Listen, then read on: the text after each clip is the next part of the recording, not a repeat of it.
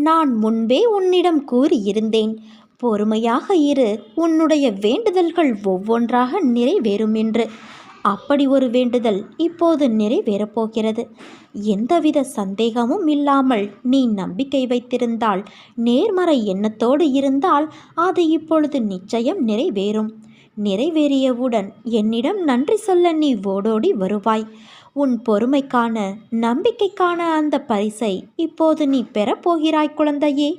நீ நம்பிக்கையோடு இரு. மற்றவர்களுக்கு நல்ல எண்ணத்தோடு நன்மைகள் செய்தாலும் உன்னை எல்லோரும் சுயநலவாதி, சந்தர்ப்பவாதி என்று கூறுகிறார்கள். ஆனால் உன்னை சுற்றியுள்ளவர்கள்தான் சுயநலத்திற்காக உன்னிடம் பழகுகிறார்கள். தவறு செய்பவர்கள் அவர்கள். ஆனால் கெட்ட பெயரோ உனக்கு வந்து சேர்கிறது என்று வருந்துகிறாயல்லவா? கவலை கொள்ளாதே, வருந்தாதே.